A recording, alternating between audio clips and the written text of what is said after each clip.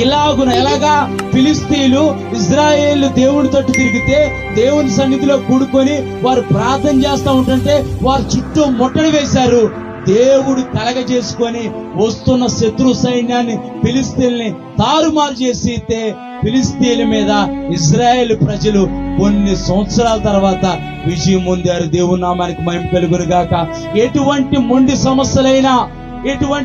సమస్యలైనా నీవు అనుభవిస్తున్నావేమో ఈ రాత్రికాల సమయంలో అటువంటి మొండి సమస్యల నుంచి దేవుడు నిన్ను నీ కుటుంబాన్ని విడిపించబోతున్నాడు. అది అప్పు అనే సమస్య, అనారోగ్యమైన సమస్య, అవమానమనే సమస్య, నిందనే సమస్య, ఏ సమస్య చేతైనా, ఏ మొండి సమస్యల చేతైనా నీవు బాధపడుతున్నా, దురాత్మలతో బాధపడుతున్నా, చీకటి శక్తులతో బాధపడుతున్నా,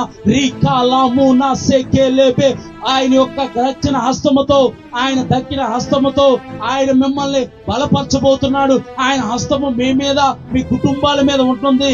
ఆయన యొక్క గొర్రెపిల్ల రక్తము మీ మీద, మీ కుటుంబాల మీద, మీ ద్వారబంధముల మీద ఉండును గాక. ఏ శత్రువు మీ మీద గాని, మీ కుటుంబాల మీద గాని ఏలుబడి చేయకుండా ఆయన రక్షణ కవచము యోబుకు వేసినట్టుగా దేవుడు తన కంచెను మీ చుట్టూ వేస్తున్నాడు. దేవుని నామానికి మహిమ కలుగును గాక.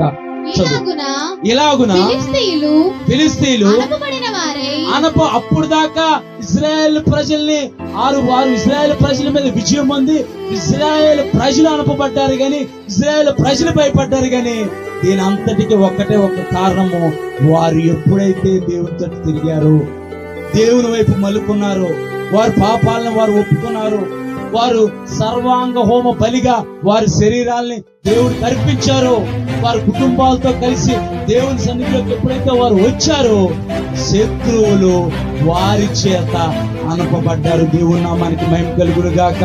నీ సమస్య పైన నీకు విజయం కలగాలంటే, నీ సమస్య పైన నీకు జయం కలగాలంటే నీవు దేవునితో తిరగాలి.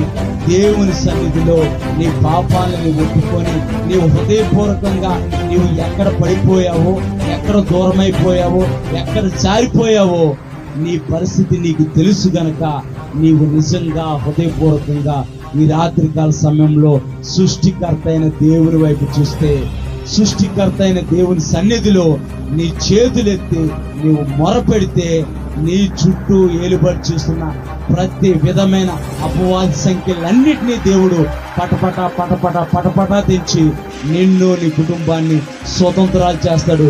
ఇక్కడ ఇజ్రాయేల్ ప్రజల చేతిలో వారు అనపబడ్డారు అనంటే ఇంకా వారు విజయం పొందటానికి ఆస్కారం లేదు. దేవుని